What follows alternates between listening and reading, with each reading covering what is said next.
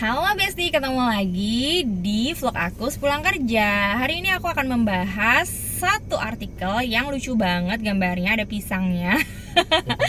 Judulnya ini aku bacain dulu ya buat kalian semua. Jadi judulnya adalah begini: keseringan nge-vape, awas bisa bikin Mr. P loyo. Nah lo, siapa yang suka nge-vape? Nah kalau aku baca secara keseluruhan nih di artikel ini, sebenarnya normatif aja sih vape ini, seperti yang lain-lain seperti merokok atau konsumsi alkohol, sehingga bisa membuat disfungsi ereksi. Jadi loyo memang benar sih, tapi ya itu jangka panjang gitu. Menurut kamu gimana? Jangka panjang dan tidak selalu. Tidak selalu tuh. Karena kan banyak faktornya juga untuk menyebabkan, dalam medisnya apa tuh loyo? Disfungsi ereksi ya. Iya, disfungsi ereksi kan banyak faktornya. Nah mungkin yang ditakuti dari vape ini adalah nikotinnya. Nikotinnya bisa menyebabkan fase konstriksi pembuluh darah. Dan untuk Mr. P harus pembuluh darahnya kan lancar supaya ereksinya bagus tuh. Supaya tegang. Ya, kuat gitu. Jadi dibutuhkan pembuluh darah yang lancar supaya bisa bekerja dengan maksimal gitu. Jadi itu yang ditakutin. Salah satu zatnya yang di vape biasanya. Jadi kandungan di dalam vape itu sendiri tuh sebenarnya mirip sama rokok atau gimana? Enggak, katanya sih modifikasi dan jauh lebih baik dari rokok. Kata sebagian penggunanya. Tapi ada nikotinnya?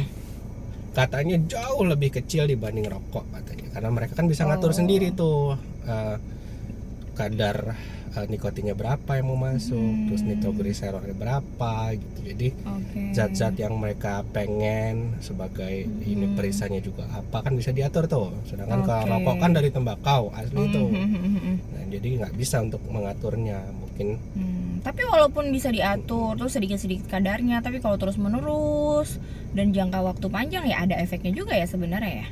Sebenarnya, tapi kan tadi kalau untuk ereksi sendiri faktornya multifaktoral gitu, nggak hanya satu aja penyebabnya. Karena pola makan misalnya itu juga belum tentu, karena kan tiap individu beda-beda, hormonal juga beda, usia juga berpengaruh terhadap pembuluh darah dan sebagainya. Jadi kan kita nggak bisa ngejudge nih satu zat pasti menyebabkan disfungsi. Ini pasti menyebabkan, karena tiap individu beda-beda gitu. Jadi faktor penyebab disfungsi ereksi itu sendiri bukan cuma gara-gara satu hal aja. Jadi banyak sekali faktor penyebabnya. Bisa dari memang gaya hidup tadi, kemudian dari hormon misalnya, dari misalnya ada penyakit penyerta di orang masing-masing gitu. Jadi memang nggak bisa dilihat dari salah satu faktor aja gitu. Apalagi kalau ternyata misalnya usianya sudah tua gitu. Nah itu lebih banyak lagi faktor penyebabnya. Apalagi kalau ada penyakit-penyakit tertentu seperti diabetes misalnya, terus hipertensi dan lain-lain. Itu juga mempengaruhi disfungsi ereksi juga. Gitu.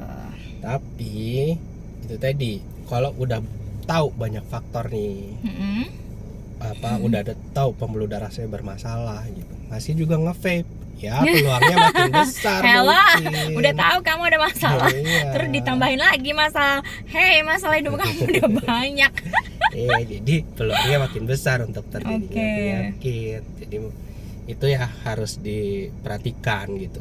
Jadi tiap individu beda-beda nih respon terhadap satu zat gitu. Jadi kita yang tahu sendiri nih batasan kita sebenarnya. Apakah saya perlu atau enggak gitu, apakah saya harus terus menggunakan atau enggak gitu. Kemudian perhatikan lingkungan gitu, ada enggak di lingkungan kita yang rentan terhadap asap misalnya. Selain merugikan diri, merugikan orang lain juga ya, sama kayak rokok ya. Iya dong. Asap itu jelas buruk kalau masuk ke paru bagi siapapun, tapi bagi orang yang rentan, tingkat alerginya tinggi, dan itu bisa membahayakan gitu. Tapi katanya kalau nge-vape itu bukan asap loh, uap katanya. Uap. Tapi nggak tahu juga, mungkin buat orang-orang awam, buat kayak kita yang nggak ngerti nge-vape, ya kita pikir sama-sama aja. Tapi nggak tahu ya, ada orang-orang yang memang sudah mendalami gitu, yang mempelajari gimana sih vape itu gitu ya. Beda gitu. Kita juga harus memperhatikan lingkungan juga. Dia bisa satu orang rentan terhadap alergi terhadap benda tertentu kan, Mm-mm. entah itu asap, entah itu uap gitu. Perhatikan juga orang sekitar gitu. Oke. Apalagi orang yang memang dengan penyakit paru yang berat seperti PPOK tuh, Mm-mm. paru-parunya udah obstruktif ya, udah terjadi kerusakan, terus kita sembarangan nih ngasih dia beban lagi di parunya gitu dengan asap atau apapun lah tadi. Jadi kasihan orang itu gitu, dia makin berat. Jadi perhatikan juga lingkungan, anak-anak juga gitu, dia nggak respon anak terhadap benda asing gitu dari luar yang nggak nature, nggak alami itu lebih berbeda dengan kita gitu. Tingkat alerginya lebih beda gitu, tingkat respon tubuhnya beda gitu. Jadi takutnya dia rentan gampang sakit gitu. Itu yang harus diperhatikan sebenarnya. Oke. Dibanding disfungsi seksual tadi ya, itu masih jauh sih sebenarnya tahapannya bagi aku sih. Tapi entah bagi orang. Jadi intinya kalau kesimpulan dari kita ya, disfungsi ereksi itu ya, multifaktorial ya. Iya. Tidak bisa disebabkan oleh salah satu faktor aja seperti nge-vape gitu. Jadi mungkin banyak faktor yang harus diperhatikan lagi, apalagi hormon tuh biasa. Kalau hormon tuh benar-benar mempengaruhi banget. Ada orang yang misalnya nggak ngerokok, nggak nge-vape, terus makannya udah sehat, tapi ternyata mengalami disfungsi ereksi juga ya. Bisa jadi karena ya itu tadi perubahan hormon, gangguan hormon, atau ternyata ada penyakit tertentu di tubuhnya. Stres juga ya. Iya betul, Stresor. stres juga tuh penting. Kadang-kadang orang dia ngerasa sehat, dia udah gaya hidup sehat, olahraga rajin, tapi ternyata dia lagi stres, banyak pikiran, banyak kerjaan misalnya. Ternyata nggak bisa juga pada saat mau berhubungan, nggak bisa berdiri juga gitu. Jadi ya itu juga mempengaruhi. Faktor psikologis juga mempengaruhi. Terus buat kalian nih yang mau sehat dalam tanda kutip ya, intinya adalah kalau mau keras, kalau mau berdirinya keras, tegak, harus aliran darahnya itu lancar, deras ke bagian situ ya. Jadi konsumsilah makanan-makanan yang sehat, kemudian hidupnya juga harus sehat, tidur teratur, olahraga yang baik, jangan stres gitu, supaya aliran darahnya lancar di tubuh, ke organ reproduksi juga baik, deras gitu kan, supaya langsung berdirinya tegak. Anaknya mau ditambahin? Cukup, kamu lebih expert. Aku lebih expert. Enggak dong. Oke, jadi ya itulah kesimpulannya tadi ya.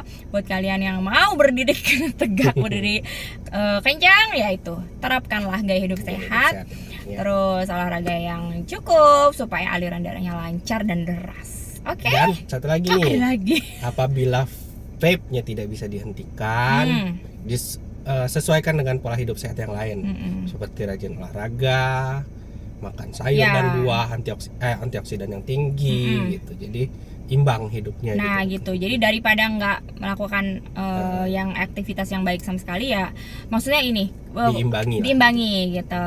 Jadi udah misalnya nih udah kamu tuh nge-vape gara-gara misalnya untuk pindahin dari rokok ke vape gitu. Berarti kan menurut kamu lebih baik, tapi diimbangi lagi dengan gaya hidup yang lebih sehat seperti olahraga tadi, terus perbanyak antioksidan seperti buah-buahan dan sayur gitu. Oke? See you di next vlog. Thank you for watching. Don't forget to subscribe. Dah.